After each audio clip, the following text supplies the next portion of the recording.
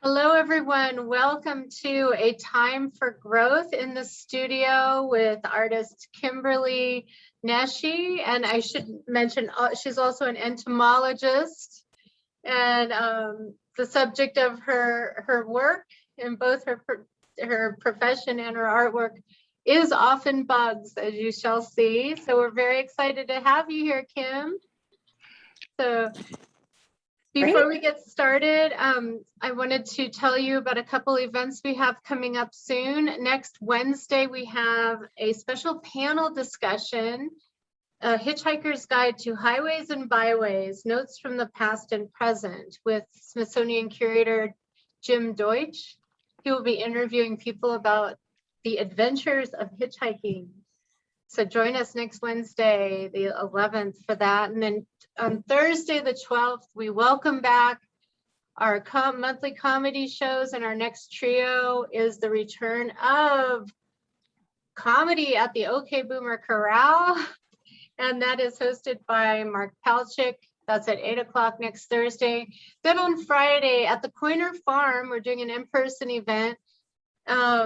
We are hosting a despedida, a celebration for the retirement of Rimberto Rodriguez, who just retired as Silver Springs Regional Center Director. So if you're a friend of Rimberto's, please join us at the Coiner Farm next Friday the 13th at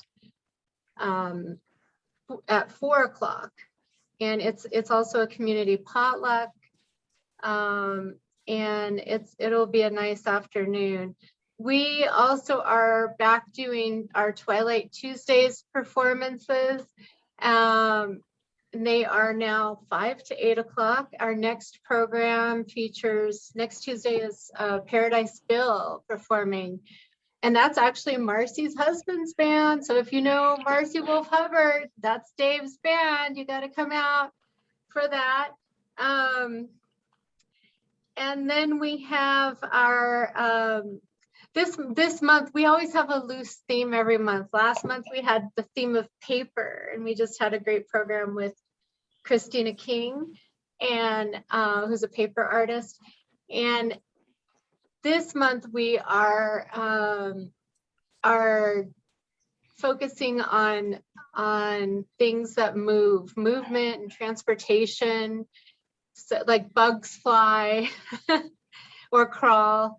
But the hitchhiking, and our next Travelogues program, which I host, will be on Monday, August 16th, and it will focus on planes, trains, and automobiles. So come and share your travel stories, including hitchhiking stories or other interesting travel stories and photos. And that's on Zoom, Monday, August 16th at 8 o'clock.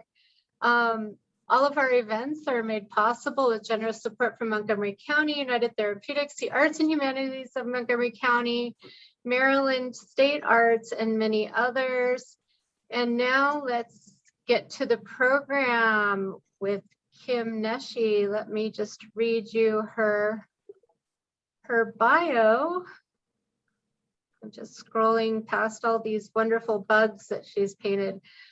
So, growing up, Kimberly Nesci's interactions with the natural world cultivated a lifelong fascination with insects and ultimately a degree in entomology. During the 2020 lockdown, she renewed her creativity through online evening mixed media art classes. The collaborative and supportive nature of these classes, combined with a welcoming community, allowed for a true outlet and opportunity for personal growth during these unique and stressful times. Just letting another person in. Her work evolved from the gelatin prints to collages, from those prints to most recently cold wax and encaustic, both made from beeswax. Insect images and insects' influence on our world are woven throughout her art. Welcome, Kim. We're so happy to have you. Thanks so much, Lisa. I really appreciate this opportunity. And thanks to everybody who's logged on. This is the first time I've really presented my work publicly. So I am so grateful that our paths crossed during some online art classes and art happy hours. So thanks so much. So my plan for tonight is to share some of my work over the past year and a half or so, talk a little bit about my background in entomology and how that has influenced my work, and also share a little bit about what's happened for me over the past year and a half, including how I used sort of my newly found time to develop my creativity, how art and the community provided an outlet. As I said, as mentioned in my bio, a real focus during a difficult time, and what I've learned going forward into our collective new normal, and what I was going to say what I'd like to keep from all of this, but I'd like to change that to what I plan to keep from all of this. So I'll go ahead and share screen. Here we go.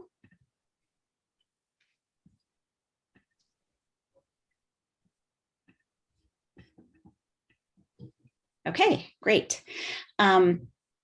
So first, for a little bit of background on me, I grew up in St. Mary's County, as Lisa mentioned, and spent a lot of time outside playing in the woods and in nature. I spent hours as a kid searching for best beetles in my family's wood pile, catching butterflies in the front yard, and lightning bugs and praying mantises, and basically anything I could safely capture and put in a jar. So it was no surprise to my family when I ended up pursuing an entomology degree. I got my master's in entomology in 1996 from the University of Maryland. Okay. I thought I heard someone, but we're good. So since grad school, I've worked in the field of pesticide regulation for about 25 years now. I'm currently with EPA and really grateful and honored to work as a federal employee. So that's really been a wonderful experience for me. But I've also always had an interest in art. And what I planned to do was pursue art after I retired. But at the same time, I'd been missing having a more regular creative practice. So in early 2020, I decided to take an in-person mixed media class with Marcy Wolf Hubbard, who's on tonight. And then, as you all know, the pandemic hit in March. So my husband and I almost immediately began working from home for what we now know has ended up being a very long period of time. And we were very fortunate during this time to be able to successfully work from home, stay safe, and our family has largely remained safe as well. So we're very, very grateful for that. That said, the lockdown resulted in me having many more hours in my day outside of my work time and time I would have ordinarily spent socializing with friends. But it also contributed to my level of anxiety and stress, considering the risks of the virus, concerns for my family, my employees, and others less fortunate who had to risk their lives in exchange for their livelihoods. So after that, I decided to research some online art classes as an outlet. That decision and the classes I found with Marcy really changed my life for the better. My creative self grew. I felt a sense of play come into my life and a sense of freedom. And I also made some really good friends. So some of whom I have managed to meet in person for a party before Delta started to kick back up. So what I'd like to do is just show a little bit of what I've been working on through these slides and take any questions as we go through. So if anybody wants to raise their hand and ask questions, I'm happy to take those questions. Oh, okay. So one of my first projects early on during the pandemic that I wanted to share, I wanted to share a little bit out of order in terms of when I produced it, but I'm sharing it early in this presentation because it's so obviously influenced by what we've all been going through. Aesthetically, it's not my favorite of the tiny houses that I've made in Marcy's tiny house class. It's made out of paper mache. But I channeled a lot of my COVID anxieties into this house. And so it's particularly meaningful to me. You can see the iconic images of the virus on the roof and on the side of the house. And on the inside, I have included images of icebergs from a trip that Peter and I took with some friends to Iceland in 2019. And I just feel like the icebergs symbolize sort of a lot happening beneath the surface of what was going on with COVID. And I also knit a cozy little hammock to hang in the house, sort of a little piece of comfort inside there, right? And again, it's a little out of order than the other things I've done and a little different than what I'm going to be showing you. But it does include a butterfly, you'll see. And again, it's so obviously inspired by the pandemic. There we go.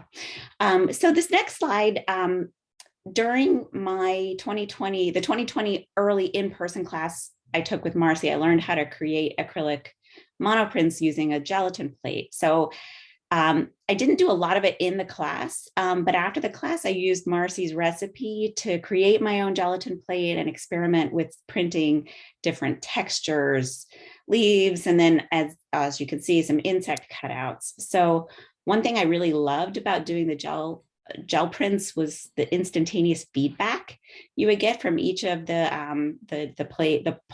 prints that you would pull off of the plate. It's somewhat random.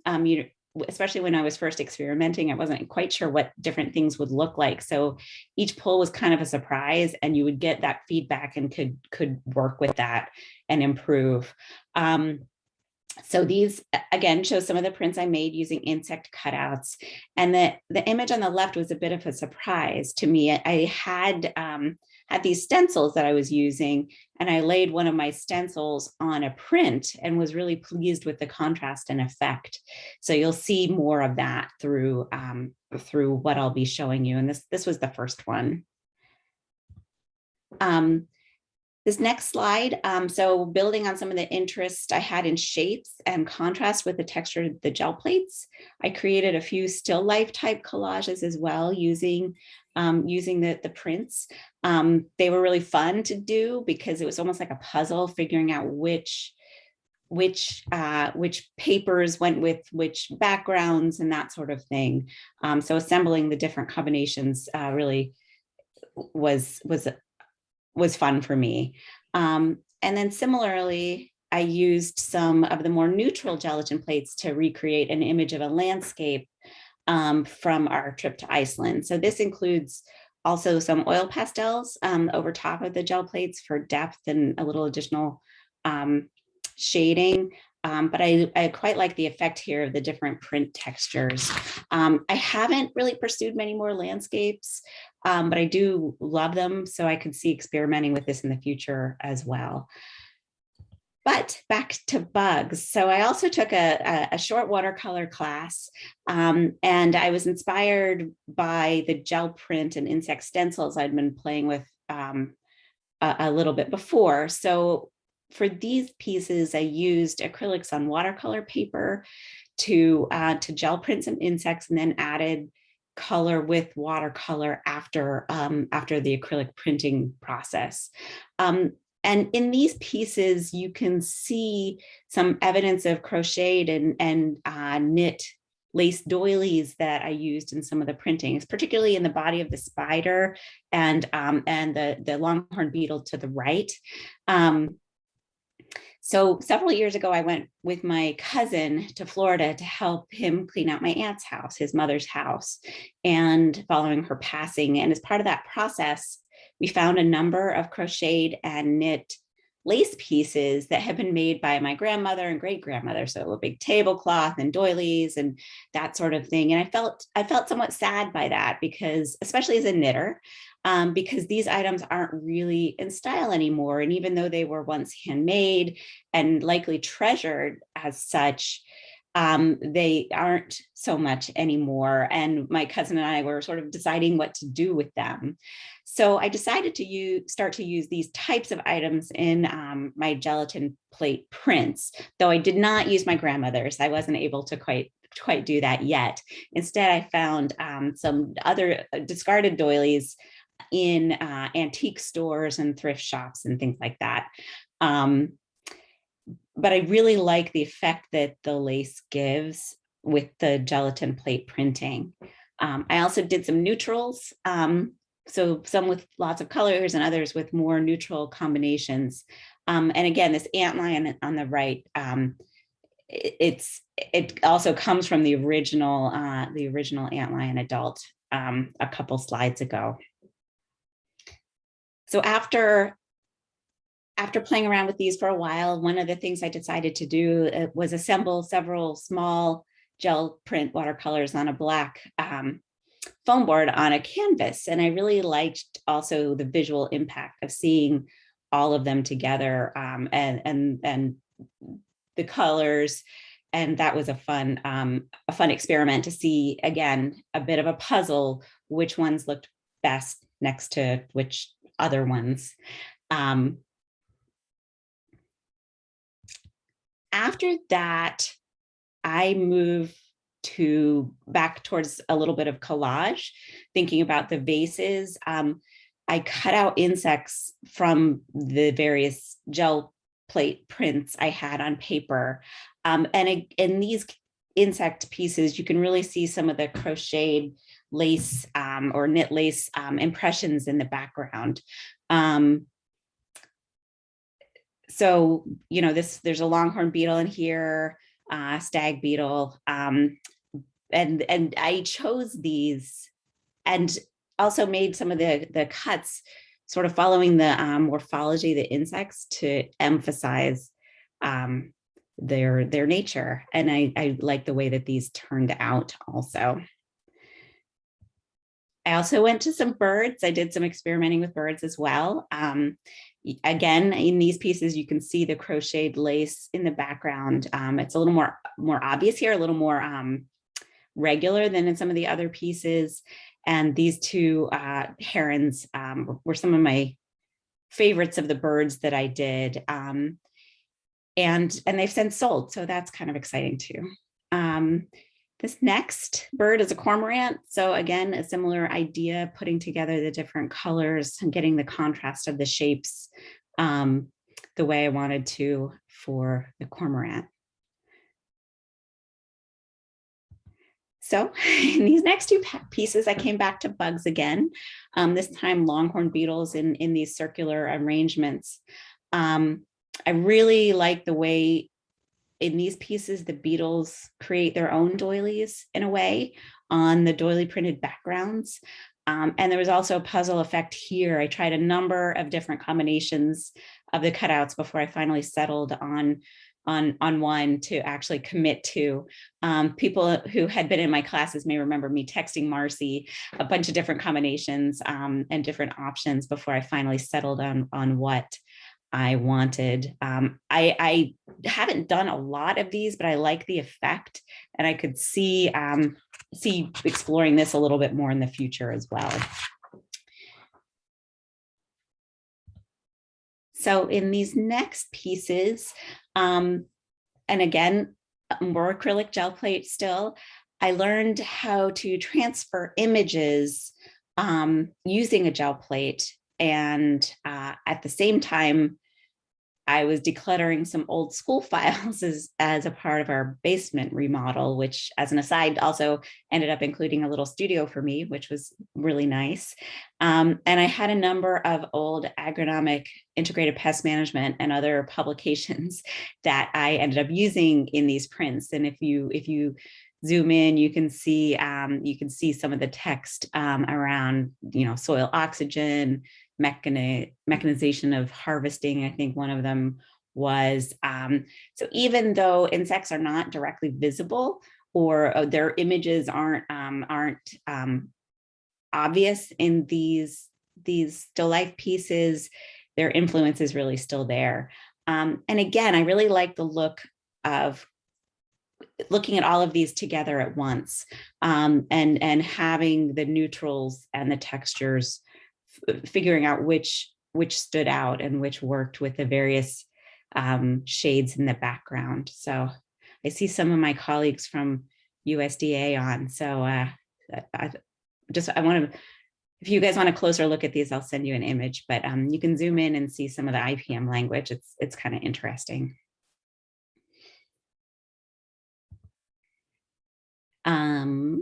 So again, back to more insects, which again seems to be a theme. A lot of times I'm exploring things and then that it comes back to adding a bug to it. In these two pieces, I combined some of my old vessel arrangements from early on in the pandemic with some dragonfly cutouts. These ended up being really two of my favorites as well. I like the textures of the backgrounds. I don't think these have the doilies in them as obviously, although there may have been, there probably, in fact, probably were some use of the doilies at some point. And I like the imagery of the dragonflies in this one, in a way being sort of released from the containers. So yeah, so these are definitely two of my favorites. And then these next pieces, on the left, the longhorn beetle with the two vases, this background and the container, the containers were really some of my favorite prints in terms of the color and the texture. So it took a long time for me to find the right combination of bugs to put on this. This beetle in black really stood out to me, and so I ended up using it on this piece, and I think it really works. The way I found these beetle images was through a biodiversity library, an online library where you can pull open source images, vintage open source images of insects from naturalist type publications. And so it was very fun to scroll through those and find some beetles that spoke to me. And then on the right, there are two just regular collages, again with containers, gel prints, but also some book pages and some cutout drawings of flowers that I added to these. For these, I also used some mulberry paper, so started exploring different types of textures of paper to include in the collage. And these are small, these are 5 by 7. So I found sort of working in those smaller pieces to be a satisfying way to explore different things. And I see there's I don't know if anybody has any questions. This might be a good spot to break for questions. There might be something in the chat, but I don't think I'm able to see it. Maybe not. Great. Okay. So moving on, after doing some collage for a while, I wanted to try something new. Oh, I see Rebecca has her hand up. Thank you. Right, Rebecca. I find these extremely fascinating. I am enchanted by them. And hold on, I'll start. Yes. I want to know if you are, what are you thinking? I mean, I can intuit what you are dealing with in terms of at a psychological and intuitive level, but you've already told us, since I don't know very much about you, but you are dealing with pesticide regulation. You are in a world that's fragile. You are dealing with living creatures that are fascinating, and yet they are threatened often. And I'm very interested in entomology and in horticulture, and I follow this crisis constantly. And I'm reading, a concern in your artwork. I may be out of order. What do you think? What is your, how do you respond to this? So that's a great question, Rebecca. Thanks for asking that. So part of the reason I decided to explore entomology in the first place was, of course, a true love for insects that I had since I was a kid, but also how much they affect our everyday lives. all of us, from pollination services to termites in your house to, to malaria. There are all sorts of different ways that insects touch our lives. And I think that is something I think about a lot, because it's both on the good side and on the bad side in some cases. For example, the case of malaria or other significant public health pests. So I feel like there needs to be a balance. And one of the things I was thinking about when I was doing the beetles, the longhorn beetles in these arrangements, was sort of finding that balance, because they are, for me, beautiful creatures, fascinating creatures, but they're also creatures that have a lot of impact on all of our everyday lives.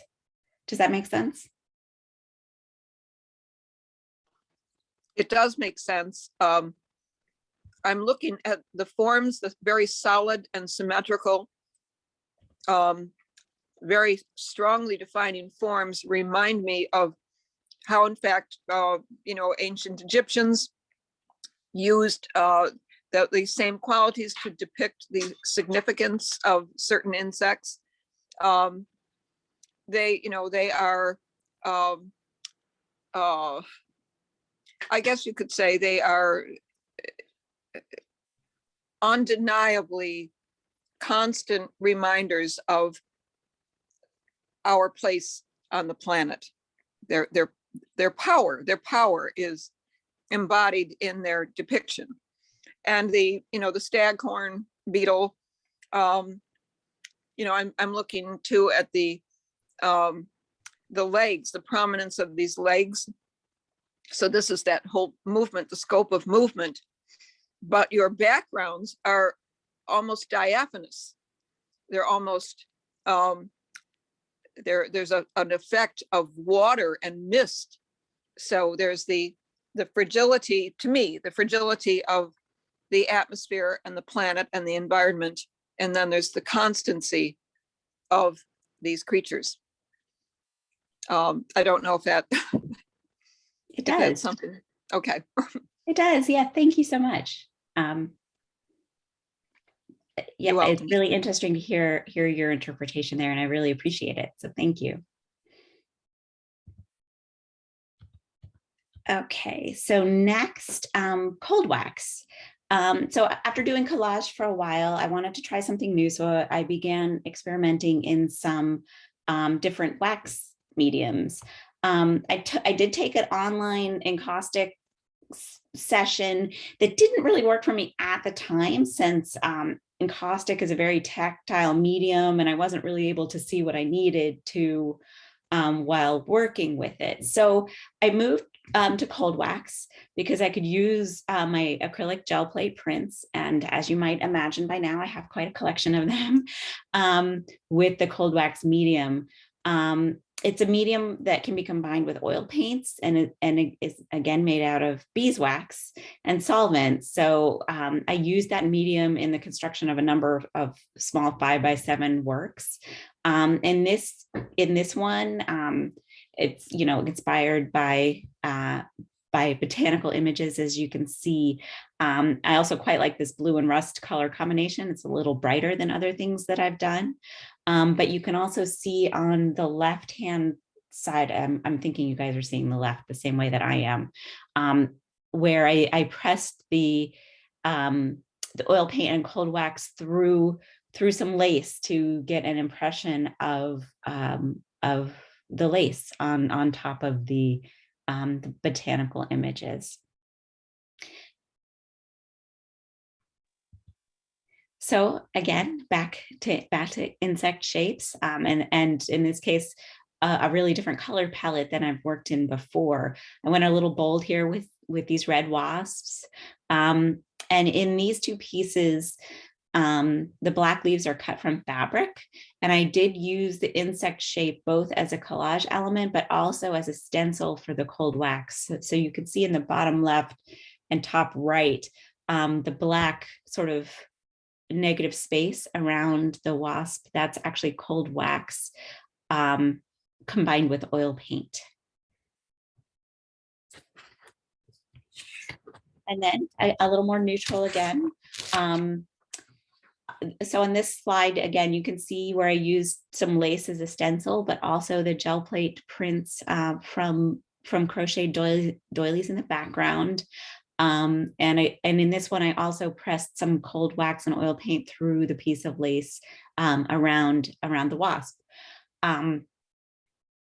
So after doing some of these, I really began to appreciate the sort of the translucency that the cold wax brings to paper. Different types of paper react to it differently.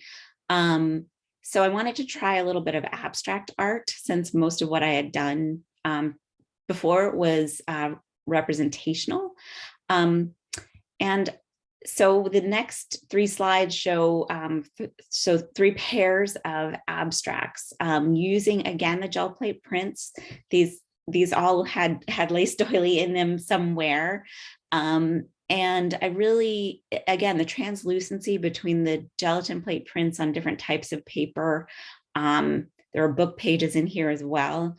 I found that really, really interesting to combine these shapes. So here's the second pairing, the green and gray.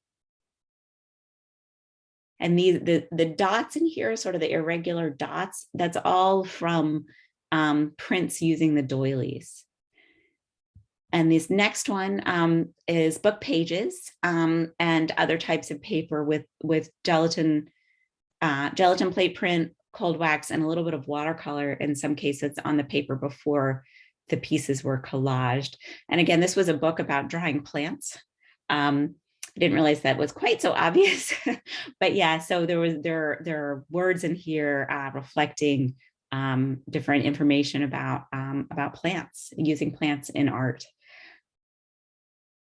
So these 3 pairings are particularly exciting to me right now, because they'll be on display at the Wheaton Arts Parade Gallery's festival show, which opens this Saturday.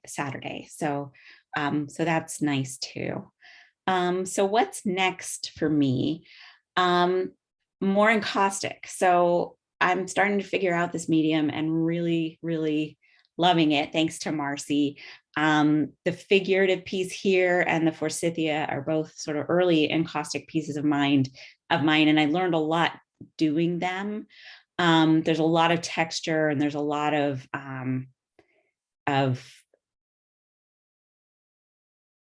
potential, I think, in the encaustic. And also, of course, it smells wonderful being made from beeswax. The pieces on the windowsill were sort of an experiment of mine in terms of how the translucency of the cold wax works without a backing to a frame, and sort of taking advantage of that translucency to see what happened. I haven't done more with this, but this is something that I'm interested in exploring a little bit more as well. A number of my work friends want to see more bugs, so I'm sure I will be doing more bugs. They always seem to come into play in my work because they are so meaningful to me. And I've also been to some figure drawing events, which, while a little intimidating, have been really, really interesting and really fun. Again, I'll have some pieces, the abstract pieces at the Wheaton Arts Parade Gallery, but also some of my bug watercolor gel prints, unframed, those just in sleeves. But bigger picture, what's next? I want to figure out what I'm really trying to say. So Rebecca, it was really helpful to hear your thought on what you saw in my work. I also found how incredibly valuable it is to build relationships. I mean, I really would not be here without Marcy, Lisa, and Ann Albright, who encouraged me to go to submit stuff to the Wheaton Arts Parade Gallery.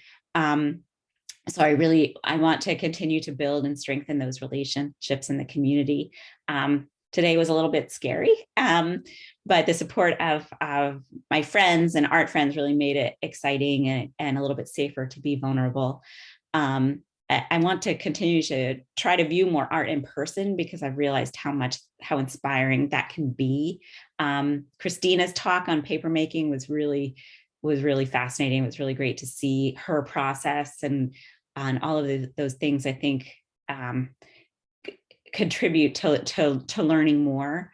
And just strive to keep playing and having fun with it and experimenting and trying different things. I think that that's the most important piece for me right now is having fun and enjoying this process. I'm very lucky that a number of things came together for me during the pandemic, including the time and the community and opportunities to learn. And I had the class with Marcy, so I in person early on in 2020 before the pandemic hit. So it felt like a convergence of a number of ideal situations for me. And so I also have some links here I wanted to share. I've talked about Marcy a number of times, but I want to make sure and share her webpage because she's got some really inspiring work and classes for those who might be interested. The Wheaton Arts Parade Gallery link is up here. And then I've included my Instagram from when I was mostly just knitting, but includes my art now as well. So I guess with that, that's about all I had to share. I'd be happy to take questions. Great, Kim. We love you and your work. It's fabulous. So I actually have a question for you before and if others want to jump in, just raise your hand or jump in. I was wondering, I went to an event on Veterans Plaza this past Sunday with a lot of vendors, exhibitors, and there was a jewelry artist who had made earrings out of the cicadas, all the bodies. Mm-hmm. And I was wondering if you had incorporated any real life specimens into any of your artwork, and if not, why, or if you could tell us a little about that. It would be a different thing to do, but yeah. I'm trying to stop sharing so I can get back to you. Oh, yeah. Here we go. Here we are. And how do you get the bugs? How do you get the bugs to hold still for so long so you can draw them? I'm just teasing. The freezer. No. That's a joke for my entomology friends on here. So I haven't actually. I thought about using some of the cicada wings for images and impressions or potentially rubbings, but I actually haven't. And I think I think I didn't because it felt a little too obvious, if that makes sense. But they're beautiful. I mean, the wings are beautiful, and the cicadas are really sort of a magical experience. So I'm not ruling it out. And in fact, I have cicada skeletons from when I was a kid that I had stored, exoskeletons from a long time ago. So I could see that happening someday. So they preserved the exoskeleton, the chitin. Yeah, well, I mean, I had them in a little box with shells and other things I collected as a kid. I mean, outside they certainly would decompose, I'm sure. So. Oh, okay. Wow, interesting. Well, great. Okay, how about someone else have some questions? So I have a question in my messages. Mm-hmm. The question is, are the leaf and flower cutouts also specific species, or are they generalized images? And they are generalized images for just stylistic leaves that I've sketched or flowers that I've sketched and cut out. And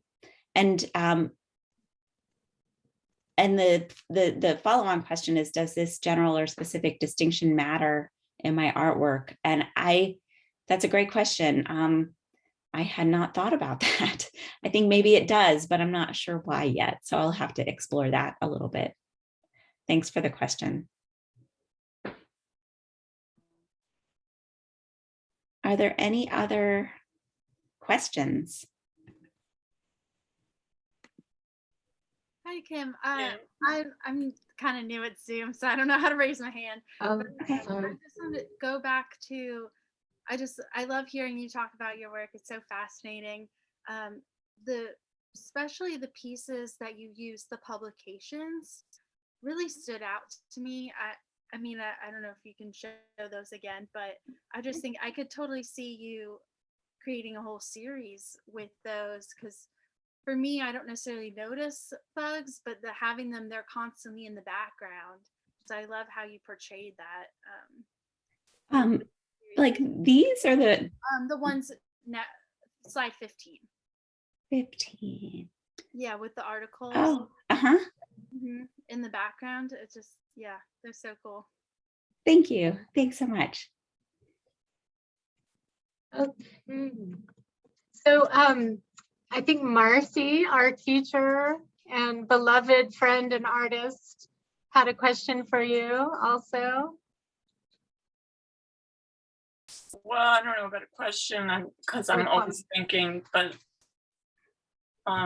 just it's been so great to work with you, Kim, and see what you've been doing. And you always, you have such great feedback for everyone else. And, the classes have been, you're wonderful. All the students are wonderful too. So I've been fortunate. But I do remember when you were in that in-person class back February 2020, and it was probably a big class because it used to be big, And I just remember, you introduced yourself. I think it was like a 3-hour class, and you were like, I'm an entomologist, whatever.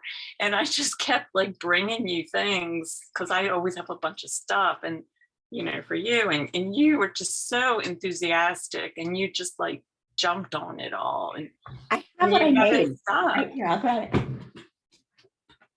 it. Just what?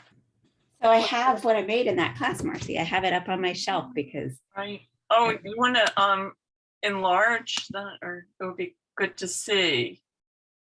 If you want to. I'm not sure how to do that. Oh yeah. Okay. Yeah, we used to do that project in person. Go ahead and hold it up. I stopped your share so that your photo will be bigger. Okay. Yeah, the accordion book, and maybe there's some lone butterfly that I came across, and it's like, oh, I gotta give you. Yeah, we used to do that's cool. I'd love seeing all your work, and I'd like it really. I know I've seen it before, but the green and the black and white, the abstract piece especially, but I mean every step of the way, just awesome. And I'm sorry you're going to not be there for your opening, are you? The 14th? I am. Oh, it's the 14th. Oh, I thought it was this Saturday. So no, this Saturday. So I have the encaustic class, and then and I am going then to volunteer in the afternoon, so I can bring some of the pieces and sleeves. I think I signed up for the evening volunteer session, so I'll be able to go right after. Good. All right. Thanks. Great presentation too. It was so good to see just all of it. Thanks. Thank you to Marcy for being such an awesome teacher to all of us. Yes, absolutely. Yeah. So who else? I just want to say too, which I tell you this all the time. I keep forgetting that Kim is like a student. I always think of her as a professional artist, but she's like, I mean, there's a blur, there's when does one become a professional artist, from being a student to an artist. But, the caliber of her work is definitely at that level now, where she's recognized as, as an artist rather than like a hobby person like me. But it just, it just goes to show it. It's like in the blink of the flutter of a butterfly, the time that you can transcend into that next phase you can metamorphosize, right. and you did, right before our eyes. And, it's just been great to watch your transformation. So Thanks. do we have some other entomologists here that might want to say something?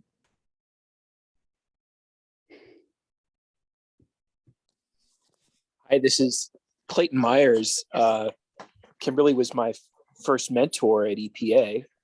And yeah, we've worked together for years. I'm super impressed. I love your inclusion of the IPM literature. I think that's super cool. Yeah, I'm just enthralled by this. Really love it. Yeah, thanks so much, Clayton. Yeah, so proud of you. You've done such a great things. So I appreciate that. Thanks for logging on. I was so surprised to see your name. Great. Okay. So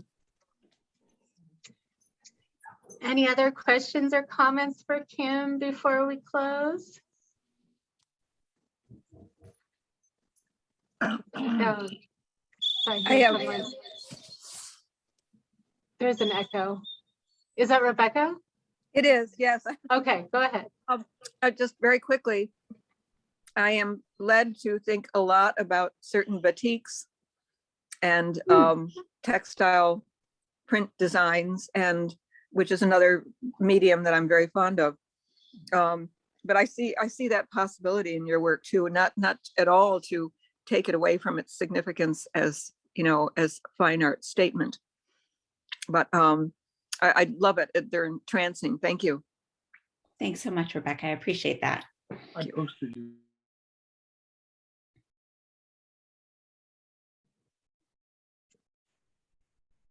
Did I hear someone else start to talk?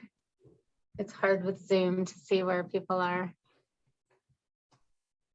Anyway, tell us again about the opening. Can we all attend the opening of your first showing? I think so. So it's somewhat new for me, but it's at the Wheaton Arts Parade Gallery, which is in I don't know if it's Wheaton Plaza, the mall with a JCPenney in Wheaton. Oh, in the shopping center. In the shopping center. So it's a small independent gallery.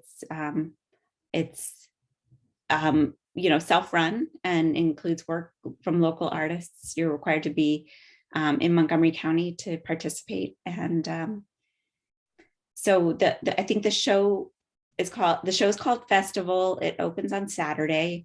And then they are having a small opening reception on the 14th. So that's the basic information. And I know that they have more information. I expect they'll have more information on their webpage as well. Okay, great. And what time will that be? On the 14th? I can look. Okay.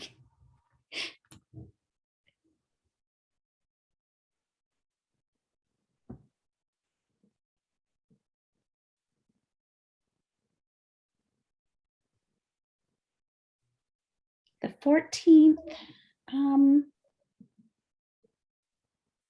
it doesn't look like it says yet in terms of the time. It just notes that the opening reception is the 14th. Okay. So we'll have to research. Wheaton Arts Parade is the name of the venue. Yes, it's the Wheaton Arts Parade Gallery. Yeah. Great. Well, that's exciting. Thank you. I think Marcy wants to say something. Oh, maybe she's talking to someone else. I was just talking to Nigel. Oh, hi, Rigel. Great. Okay, well, this has been fabulous, Kim. We Thanks really so much. appreciate you sharing your work with us. It's so exciting, and I love including your work in our newsletter too. And for other artists who are here, you can email me, Lisa at silverspringtowncenter.com, and we're happy to post your work in our newsletter as well. So, and maybe even invite you to be a spotlighted artist for the month. Next month on Monday, September 13th, we're going to have a group of glass artists doing a presentation. So that's Monday, the September 13th at 7 on Zoom. So hopefully everyone's getting our mailings. Thank you so much again, everyone, for joining us. This has been a great presentation. We really appreciate you again, Kim, for everything, and keep up all the great, wonderful work. And